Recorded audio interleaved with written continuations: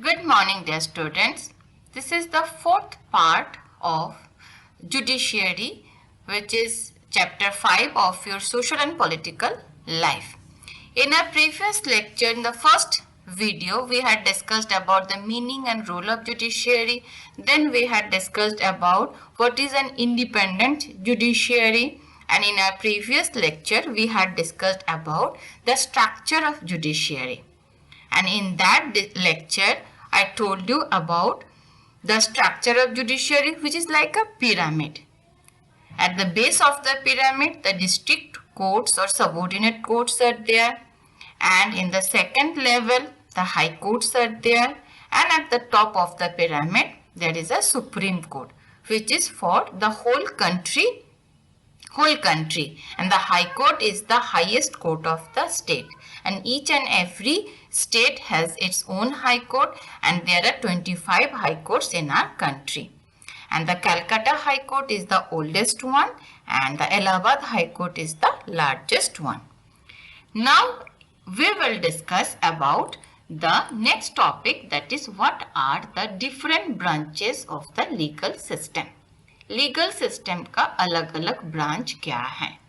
There are two branches of legal system. One is criminal branch, another is civil branch. And you can say criminal law, another is civil law. अब civil law क्या है? Criminal law क्या है? Criminal law means it is related to crime. जो crime होता है, offense होता है, तो criminal law is related to crime. Civil में जो छोटे मोटे डिस्प्यूट है, देन इंजुरी है, हार्म है, this cases are raised in the civil court. एक सिविल कोर्ट होता है और एक क्रिमिनल कोर्ट होता है. अब पहले तो सिविल कोर्ट हम डिस्कस करते हैं, सिविल लॉ हम डिस्कस करते हैं. It deals with any harm or injury to rights of individuals. मतलब किसी भी दोनों के बीच में लड़ाई हो गई है, वो लड़ाई लैंड रिलेटेड लड़ाई भी हो सकती है. कोई भी मान लो कि छोटी मोटी इंजुरी हो गई है, हार्म हो गया है, डिवोर्स, रेंट रिलेटेड, ये जितने भी डिस्प्यूट्स हैं, कन्फ्लिक्ट्स हैं, the civil court deals with all this disputes. जितने इस टाइप के जो छोटे मोटे डिस्प्यूट है, कन्फ्लिक्ट है, वो सिविल कोर्ट में रेज होता है. अब इसका प्रोसीजर क्या है? प्रोसीजर मान लो कि दोनों के बीच में लड़ाई हुई है, जिसको चोट लगी है, जिसको हार्म पहुंची है, that person he or she will file a petition in the court. ठीक है? And after that, after filing that petition, तो कोर्ट में उनको फिर रिलीफ दिया जाता है या उनका वर्डिक्ट मिलता है या सॉल्यूशन, है ना. डिस्प्यूट रेजोल्यूशन होता है. First role of the judiciary dispute resolution, उसके डिस्प्यूट को, कन्फ्लिक्ट को सॉल्व किया जाता है. तो let us see what is written here. Civil court में, सिविल लॉ में क्या आता है? डील्स विथ एनी हार्म और injury to rights of individuals, disputes related to land, rent, divorce, etc. और भी बहुत कुछ है, लेकिन इसमें I had mentioned only 2-3 points. Procedure क्या है? What is the process followed by it? A petition has to be filed before the relevant court by the affected party only. अगर मान लो कोई rent related conflict है, dispute है, rent related क्या होता है? एक टेनेंट होता है, एक ओनर होता है. In that case both can file a petition in the court. Rent related issue अगर है तो ओनर भी या टेनेंट दोनों में से कोई भी कोर्ट में पिटीशन फाइल कर सकते हैं. उसके बाद कोर्ट में उनकी सुनवाई होती है, हियरिंग्स होती है. हियरिंग्स के बाद जज वर्डिक्ट देते हैं, एक रेजोल्यूशन, एक सॉल्यूशन देते हैं, कोई सॉल्यूशन निकाल के देते हैं. So this is the procedure under the civil court. लेकिन जो क्रिमिनल कोर्ट है, क्रिमिनल कोर्ट का प्रोसीजर टोटली डिफरेंट होता है।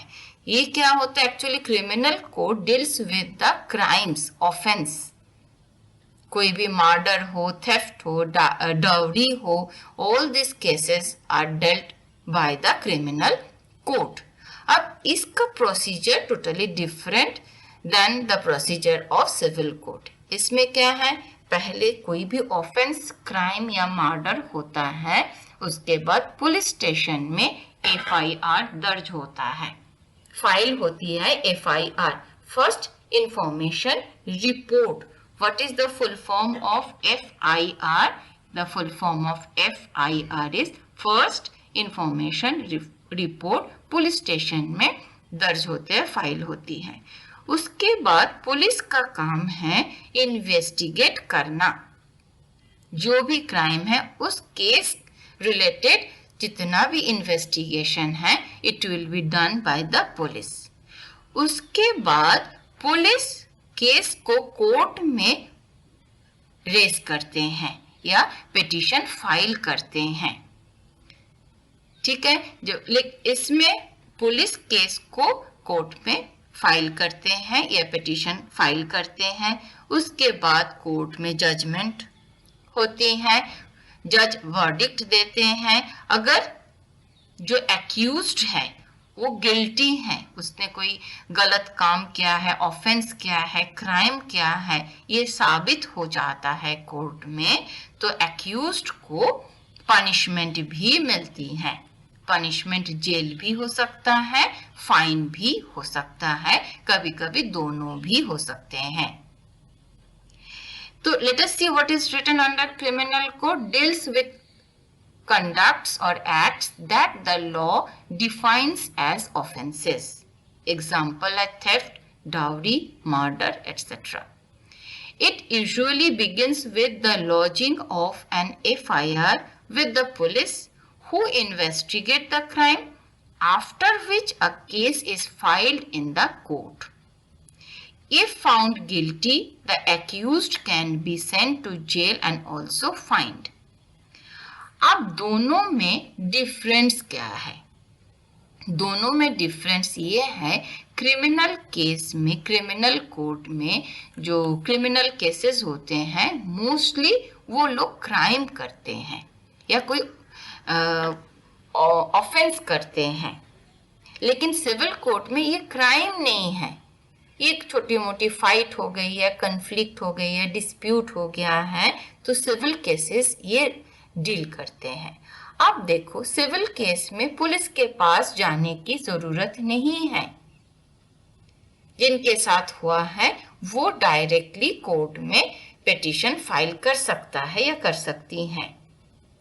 लेकिन क्रिमिनल केस में अब जिसके साथ भी हुआ है और जिन्होंने भी किया है गलत, तो वो डायरेक्टली कोर्ट में नहीं जा सकता है। पहले वो पुलिस स्टेशन जाता है, पुलिस के पास एफआईआर दर्ज होता है। उसके बाद मैटर को पुलिस इन्वेस्टिगेट करती है, इन्वेस्टिगेट करके फिर केस कोर्ट में रेज होता है। जब केस कोर्ट में रेज होता है, उसके लिए जज के सामने जजमेंट का, इसका जजमेंट क्या होता है, वर्डिक्ट क्या है, पनिशमेंट है। Punishment in that sense jail भी हो सकता है, फाइन भी हो सकता है, दोनों भी हो सकता है। लेकिन सिविल केस में पनिशमेंट नहीं मिलती है, एक सॉल्यूशन दिया जाता है पार्टी को, जिन्होंने भी पिटीशन फाइल किया है उनको एक सॉल्यूशन दिया जाता है। लेकिन सिविल केस में कोई भी पनिशमेंट नहीं मिलता है, whereas क्रिमिनल केस में पनिशमेंट मिलता है। Punishment in the form of sentence, jail sentence, या जेल में भेजा जाता है, सेंट टू जेल, या फाइन इम्पोज करते हैं, या कभी कभी दोनों। और इसमें एक सॉल्यूशन मिलता है जिन्होंने भी केस फाइल किया है। So this is the difference between the criminal law and the civil law, or you can say criminal code and the civil code. I think this is clear to you all. The difference, what is the meaning of criminal law, what is the meaning of civil law, the difference between criminal law and civil law. It is very important. Thank you and have a good day.